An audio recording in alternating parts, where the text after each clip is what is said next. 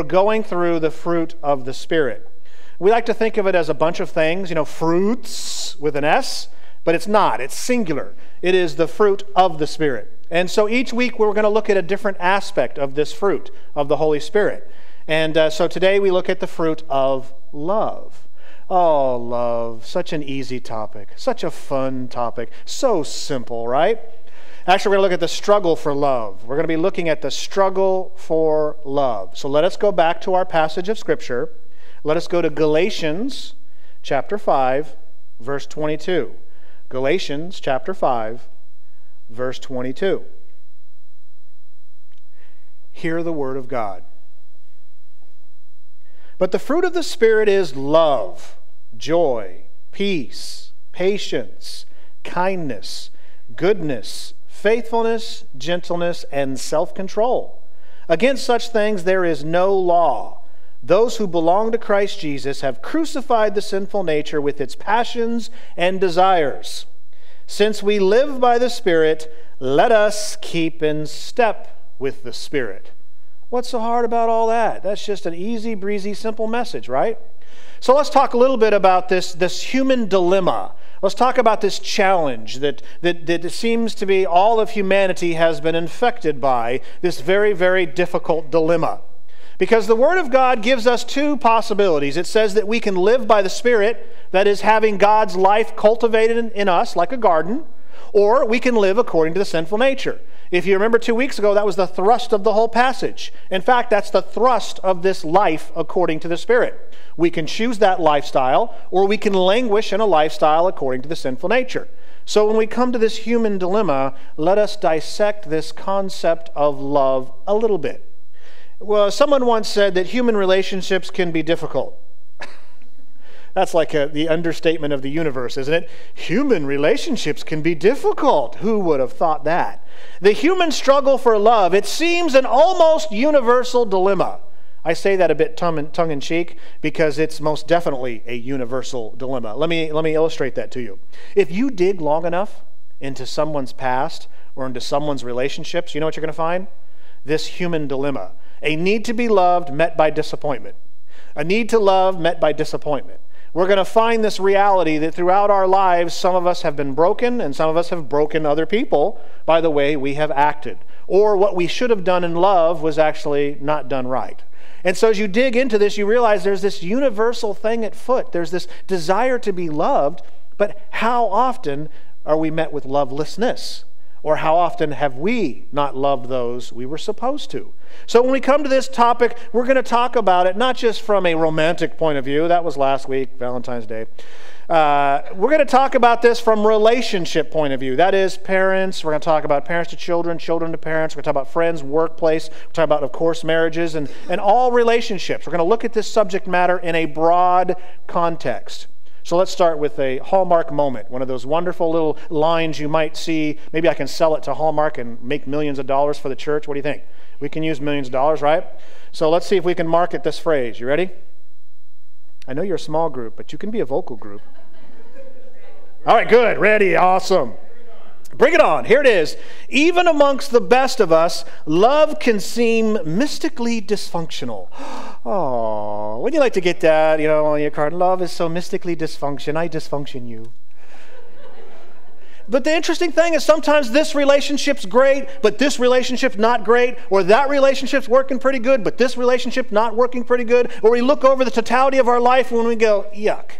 I don't know. I don't know what your experiences have been, but I can pretty much assure with a high degree of probability that you've had some brokenness in your past. And so as we come to this topic, let me use a Shakespearean line. Are you ready for this one? We're really getting deep here today.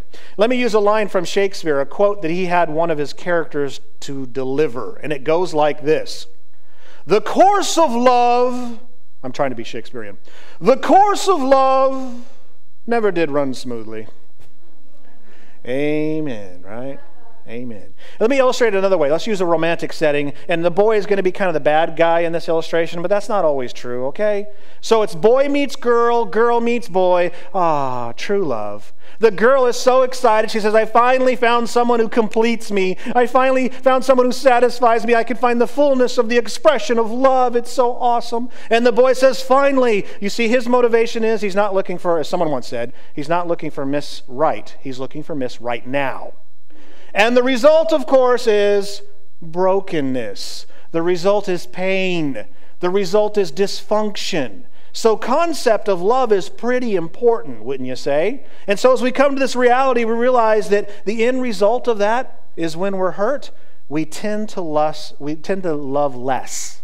We tend to not put ourselves in that position as often if we can help it. Now, some of us are hard learners, and it takes us a little while longer than others.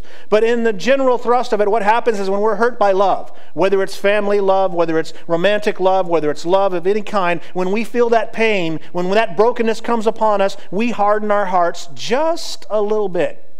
We're just a little less inclined to be adventuresome in ways we had in the past. In fact, there's a funny thing that happens if you're here today and you're over the age of 40.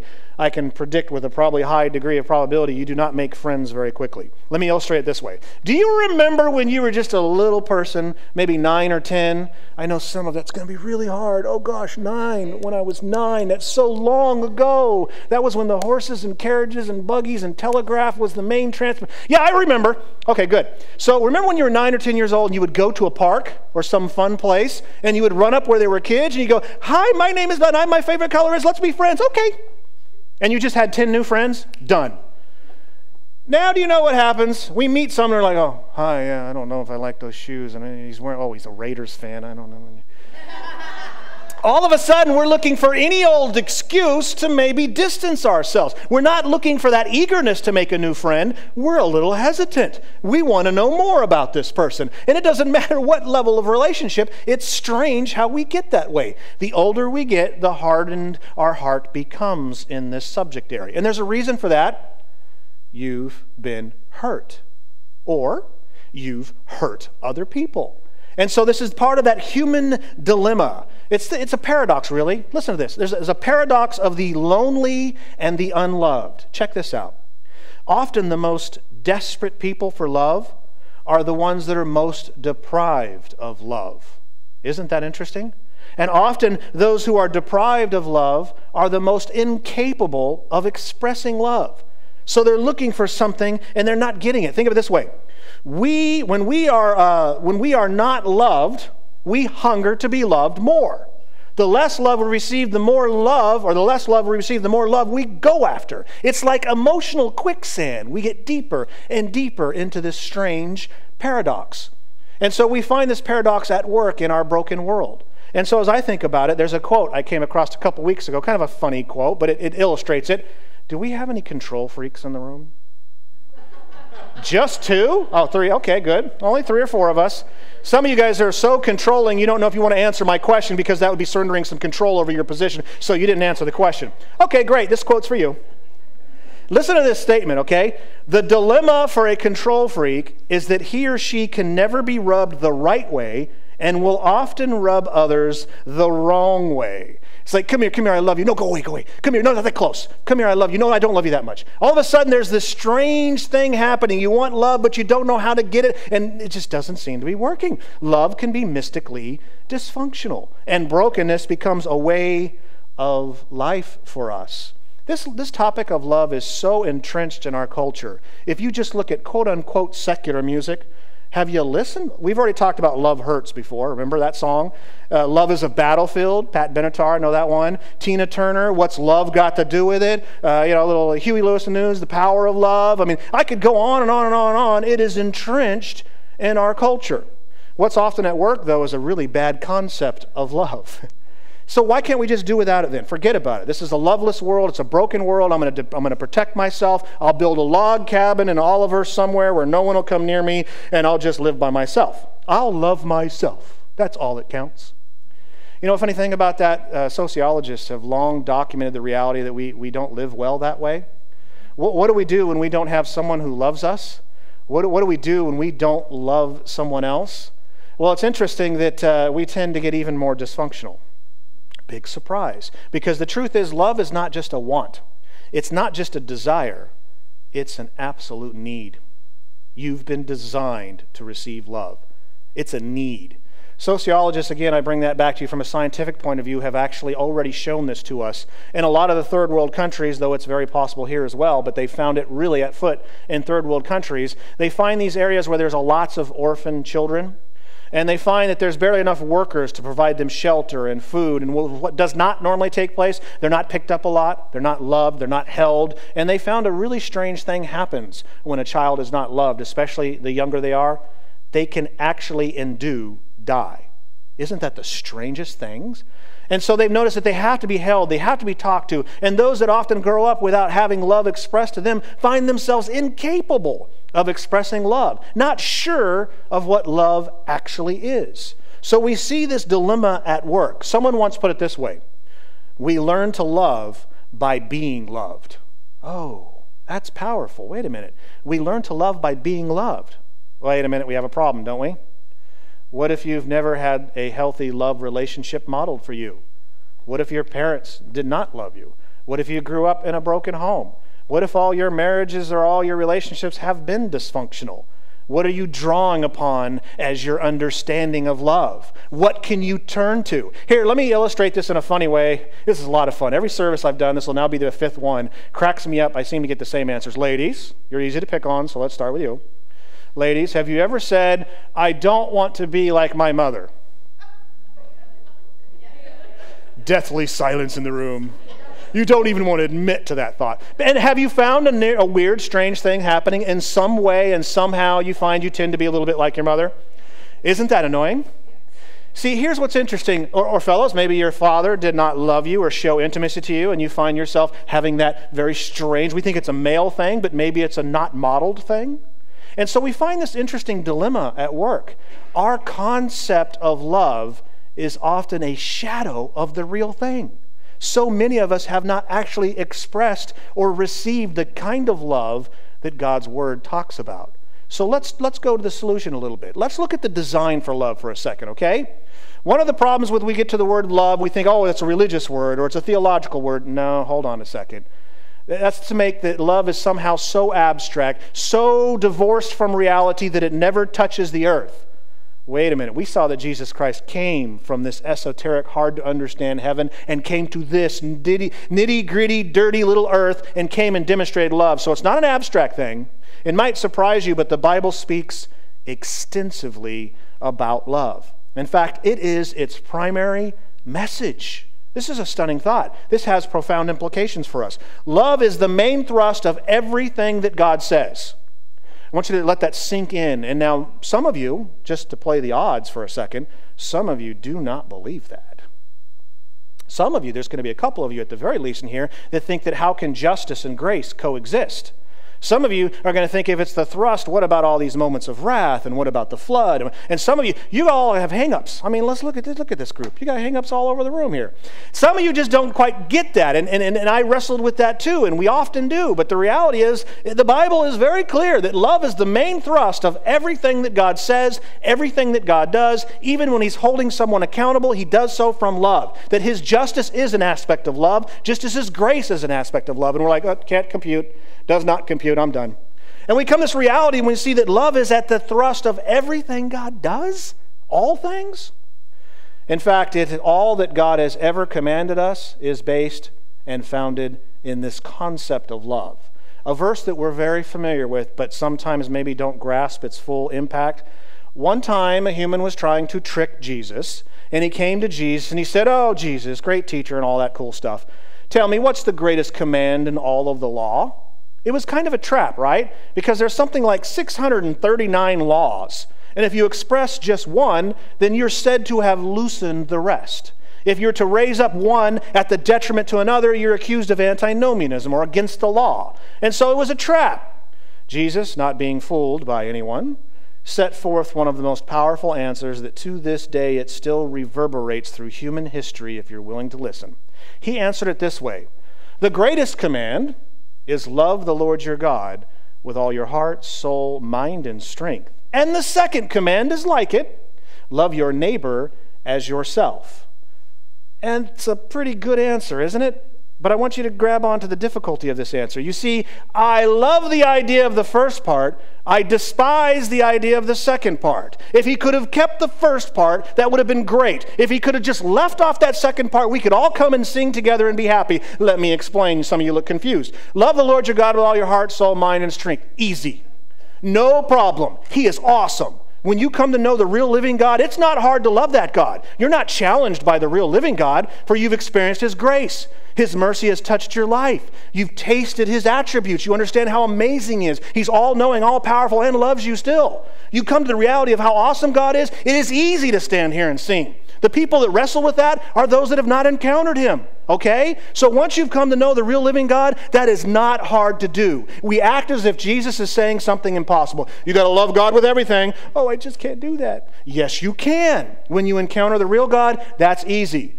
But that second part's so hard. Love your neighbor business. And then Jesus was so annoying as to later define neighbor as not just the person living next door, but everybody. So really he's saying you got to love everybody. That's crazy. That's crazy. Let me illustrate it this way. I was up in Yuba City and it was awesome. Every service, someone came up and gave me like a different quote or a different line or a different song. It's like by the end of the day, my head was swimming with all the things I could have said. And, they were just having fun and joining in, right? Well, he had said this and he was being absolutely serious. He said this. He said, I love God. I love God, but it's my in-laws I'm having such a hard time with. They're just so annoying. And he was serious. Normally, when I say that, I'm just joking around with you guys, just to kind of have a little fun with it. But my man I felt like I needed to start some counseling right there on the spot. He was all messed up. And so it's interesting, though, isn't it true? I'm not talking about in-laws, I'm talking about in general. It is easy to love God, but sometimes it's really hard to love other people. Why? Because they're not like God, are they? Sometimes they're mean. Sometimes they're nasty. Sometimes they say cruel things or wear ridiculous clothes or, belong to the wrong political party. I don't know. People are just a trip. And sometimes we're the kind of people that are a trip. And so it's hard. It's really, really, really hard. So coming back again to that beautiful quote, human relationships are hard. But notice Jesus answers it that the most important thing. He said, the greatest command is love the Lord your God with all your heart, soul, mind, and strength. The second is like it, love your neighbor as yourself. But he didn't stop there, did he? He said all the law and prophets hang on these two things. This reality should be a wake-up call to all of us because it's saying in essence that love is the most important thing, period, end of story. That in fact love is everything. It's the whole ball game. That we need to properly understand it because it is everything. It's everything to your faith. It's everything to your walk. It's everything to your family, your marriage. This is the whole ball game because Jesus says all the Bible hangs on it. We don't get this right, you throw out everything that's ever been said, biblically speaking. Whoa. So Jesus really steps it up. He goes on another occasion and says something else that you've heard a lot, but sometimes grasping it is challenging. He says, the world will know that you are my disciples, that is, that you're Christians. The world will know that you are my disciples by the way you attend political rallies, by the way that you hold up signs that really tick people off. No. By the way that you picket, by the way that you petition, maybe how many signatures you can get. No, listen, in a democracy, all these tools are fine, okay? But the motivation must be there. He said the world will know that you are my disciples by the way you love one another. That the test of our relationships, and here's the really ugly sentence of our whole message today. Ugly sentence. The test of our relationships, the test of love is our relationships. That's inconvenient, isn't it? Because if we look over our lives, there's some messes there, aren't there? Maybe you're here today and there's some messes right now. That's hard for us. I want you to consider this. The very passage of Scripture that we're looking at, Galatians, even in this passage, love is the primary point. We jump to the love and joy and peace and we jump to the fruit of the Spirit, but you're missing something. Galatians chapter 5, verse 6 says this, the only thing that counts is faith expressing itself by love. The only thing that counts? How could he speak such a way? He goes on in verse 13, in your freedom do not indulge the sin nature, but rather serve one another in love. There it is again. Verse 14, the summation of the law is love your neighbor as yourself. There it is again. In another one of his writings, by the power of the Holy Spirit, he said this profound thing. He says, of faith, hope, and love, which is the greatest? Love. How can that be? We think of faith as everything, don't we? We think of hope of everything. What gets you through the day? My hope. What gets you through hard times? My hope. What gets you through the fact your team didn't make the Super Bowl? My hope. And he's saying that is not the priority. In fact, love is the priority. Love is everything. When we start to piece this together, then can someone explain to me, if it's all about love, what went wrong with us? I know some of you are like, hey, I'm doing pretty good. My relationships right now are pretty good. So you've never experienced the effects of pain and desperateness, and you've never been lonely or done that to someone else? Come on, we're talking about human nature here. And that's just it. Here's the irony of all ironies. You and I were designed to love. In fact, it is the very essence of humanity. If you are loveless, you are being less human, not more human. We are so spun out by our sin nature, we don't even recognize right from wrong anymore. We're so spun out by our sin nature, we can't even see up from down. Did you catch those verses? Those who belong to Christ Jesus have crucified their sinful nature. And then it goes on to say, or it said before that, ultimately those who walk according to the Spirit have these awesome things happening in your life. Love, joy, peace, patience. Sometimes we come to that list, and it's a laundry list. It's a test for us, right? You take this test, and I've done this 1,000 times. You take the test, you say, well, today I've got 2 for 9. Isn't that pretty good? 2 for 9? Or we're doing pretty good. We go, love. Oh, I've got love. I do good. And joy. Oh, I feel joyful right now. And peace. And oh, I feel peace in Jesus. And patience. Well, I'm not going to win that one. Okay, can go on. Move past that one. And then you get to self-control. Why did you have to include that one? Who's going to win at this game? No one's going to win at that game. But see, he's not saying you live up to some laundry list standards. No, he's saying, do you want love in your life? Do you want to experience joy? Would you like to let go of bitterness? Would you like to let the toxins of unforgiveness flow out of your life? Would you like to have a life that only God can give you? Oh, this is an invitation. I thought this was a condemning list that makes me feel small. So that means it can, in one sense, really be a list that you compare yourself to, but only to know if you're walking in the life that God cultivates, not the life that you cultivate. And so we begin to unpack this, and I want to share with you a quote. You've probably heard this from me before. I want to put it on the screen so that you can see it, because it's pretty important we grab onto this idea. When we talk about what went wrong and why do we have brokenness in the world and relationships, this is it. Sin is violation of purpose. Listen, when we come to this word sin, all of a sudden it's like a religious word, it's a theological word, it's a word that's yelled at people, and we miss the reality of what it really means. Sin is to be less human. In fact, it's to surrender your humanity. Did you know, it's interesting as we come to the person who gave us this quote, Ravi Zacharias, it is so brilliant in its presentation. Sin is to literally surrender your purpose. It's to say, yeah, I know I was designed for this, but right now I'd rather do this. Oh, I know I'm supposed to do this kind of stuff, but right now this is far more pleasant to me. It is literally surrendering what you were created to be and to do and to experience. It is to let go of God's design for your life. God is the one who created all things and designed all things. He is the one who designed you literally for love. Not as the world defines it, but as He defines it. So get this. Sin is a violation of purpose. Sin is exchanging the good things God designed you for with the inferior substitutes that destroy you. Sin is exchanging the good things God designed you for with the inferior things that whisper and promise a lot, but actually destroy you. And so you realize you're replacing design with dysfunction. The natural byproduct of that? Brokenness. Brokenness. And no human being has gotten away from this, save one. We call Him Jesus. All human beings have been born into this dilemma, this struggle for love, the brokenness and the pain. We've all been there, and we all have this reality that we need to grab onto, that sin is at the heart of every broken relationship. It feeds on brokenness. It perpetuates more brokenness. And for some families, it's a legacy. Not a legacy of love as God designed us, but a legacy of brokenness. It starts with two people, and it continues through the entire family, ripping and shredding relationships left and right. Is that what you want for your family? Can I ask you a question? Have you experienced that already in your family? Most of us are like, yeah. You know what makes the difference? God. God makes the difference. What's the answer to sin? Do better? No.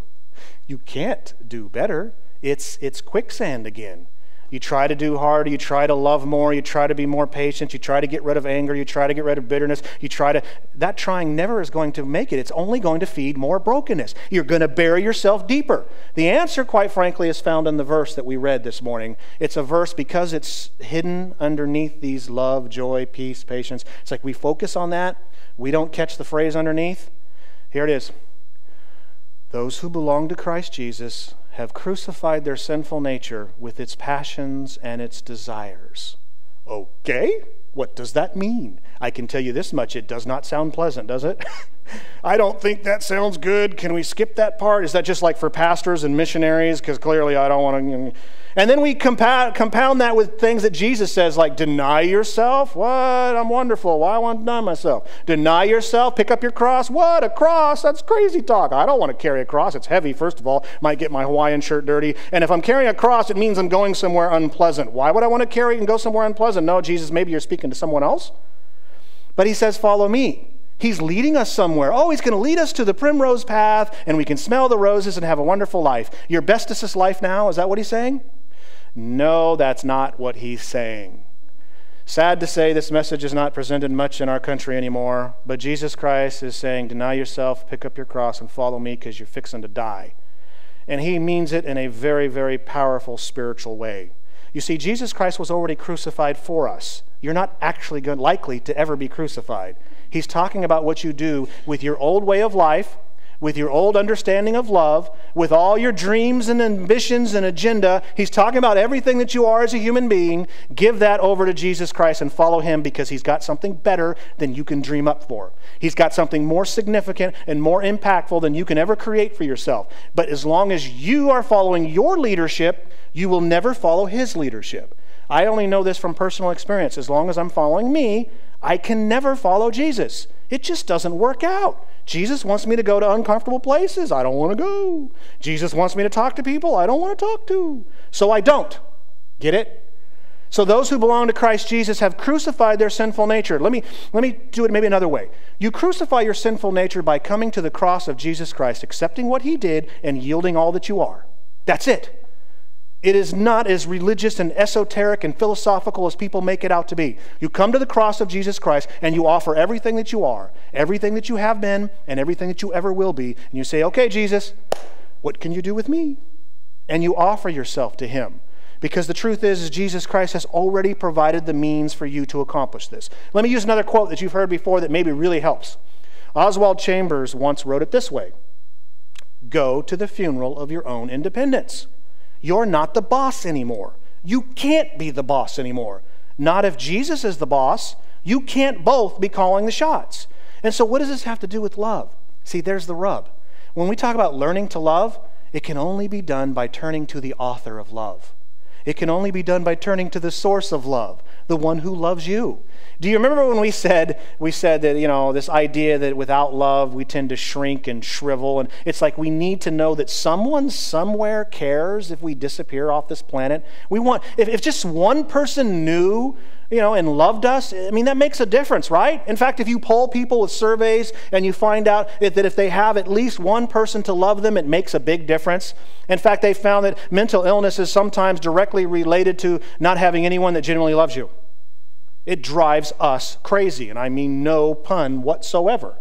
It messes with us. It shrivels our souls. It puts poison into our system, and then we find ourselves incapable of loving. Well, here's the really cool news. Turns out there is one person who loves you. In fact, in a stunning theological reality, there's actually three persons who love you, at least. One being known as the Father, the Son, and the Holy Spirit.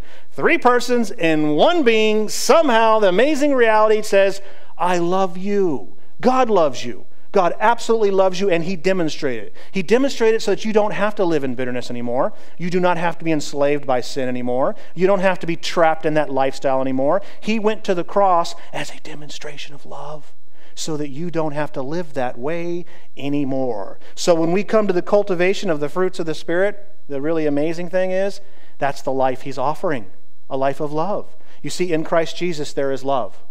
In Christ Jesus there is joy. In Jesus, there is peace. All of the things we read about are not found in our own abilities or strengths or commitments or disciplines. They're only found in Jesus. when we're prepared to actually follow him. The really cool thing is we talk about we learn to love by being loved. When people actually embrace the lavish love of God, that's what begins to transform them. I found a lot of people who struggle in their faith, myself included, when we were at that phase. It really was coming to a reality of who God really is and how much he actually loves us. A love that demonstrates it by dying for us. Before we ever got ourselves together, before we ever turned to him, it was before that happened, God acted. And that changes things. You see, God's love transforms. Day by day, he transforms and compels and motivates us because he is the source of love. We're not talking about something we've discovered. We're talking about something that God has given. He is love. And here's the stunning reality. You were created to reflect love. Why? Because you're made in the image of God. Do you know what that means? You are made in the image of God. You are designed, literally the most important aspect of humanity is you were designed to reflect his love. You have to receive it. You can't share what you don't have. When you embrace your Maker, he transforms you. And he doesn't transform you by obligation. He doesn't transform you by religious rules. He doesn't transform you by duty. He transforms you by his lavish love. Romans 5:5 says that God pours out his love into your heart by the Holy Spirit. That's his love. And when we fully walk in that, then we're not swayed by what people say about us. We're not doomed by what labels people put on us, nor are we trapped by what labels we think of ourselves. It is literally freedom. And so as I uncover this, I realize sometimes an objection will come up. An objection will come up and it goes like this. I object, Pastor. That's a very lovely little chat about love. Thank you very much. Some nice quotes and all that. But here's the problem. I love God, but my spouse doesn't. And so I think I could love my spouse, but they're so obnoxious. I can love my spouse because I love God, and that makes me wonderful. But my spouse is terrible and doesn't love God. So how's this ever going to work? In other words, we're thinking in a human concept again. We're thinking that I can only love someone if they love me back. I can only do something nice for someone if they're nice to me. That's not God's love. That's a reciprocal love. That's a different topic. That's human love. God's love says, I love you no matter what. Even when the person receives justice, you've got to understand justice is an aspect of God. He is love. Justice is God's love. It's astounding when we start to package this, because now I want to share with you what a scientist once wrote on this very topic. You see, this scientist came to be known as one of the preeminent marriage counselors. Imagine a marriage counselor who has marital problems. Now, part of us says that's good, because at least they know what to, teach on, right? Another part of us says, wait a minute, who are you to counsel me if your marriage is all jacked up? That's just ridiculous. But I want you to see what he did with these marriage problems, and while now he's a good voice to listen to. The person's name is Gary Chapman. You may have heard of him. He's written a pretty popular book known as The 5 Love Languages. Listen to what he uncovered, okay, in a very difficult time of his life when we talk about someone who doesn't love you in return. This is what he wrote. Gary Chapman wrote this. A number of years ago, I faced my own marital struggles. I rediscovered my need for God. As an anthropologist, I had been trained to examine the data. I decided to personally excavate the roots of the Christian faith, examining the historical accounts of Christ's birth, life, death, and resurrection. I came to view his death as an expression of love, and his resurrection as profound evidence of his power. I became a true believer. I committed my life to him and have found that he provides the inner spiritual energy to love, even when love is not reciprocated. Did you catch that? It is God who transforms us from the inside out and assists us to love what we would call the unlovely, to love those who don't return our love, to love those who don't want to hear the name of Jesus. That's the power of love, that it transforms us and compels us. And one little final thought for you. You will find your richest fulfillment and deepest satisfaction when you embrace your Maker and learn to love as he loves you. Say it again.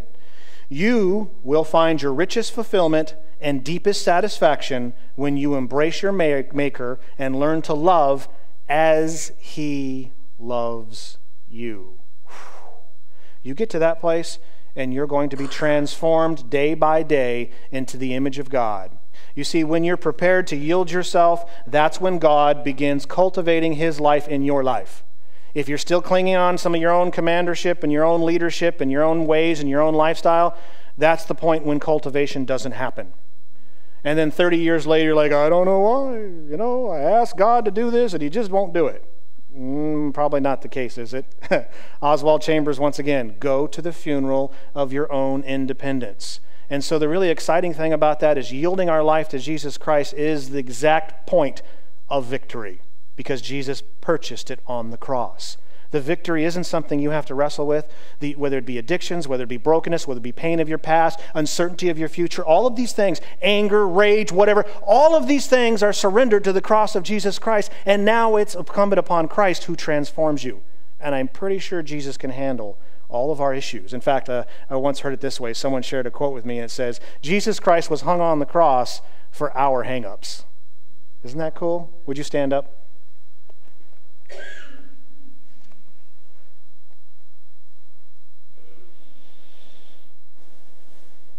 The primary work of the Holy Spirit is to make us more like Jesus, more like love.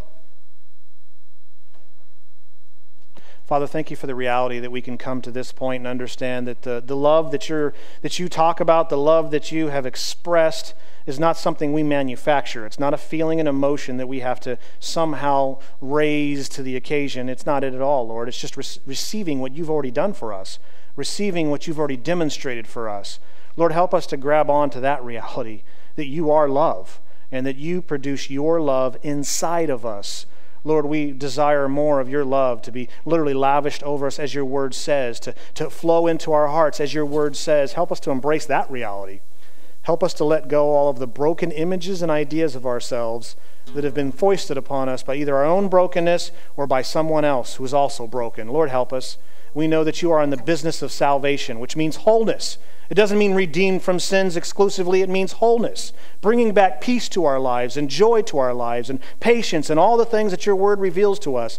This is done by yielding to you. Lord, help us. Help us this day to come to that freedom and not to languish in between. We love you and we thank you. In Jesus' name, amen.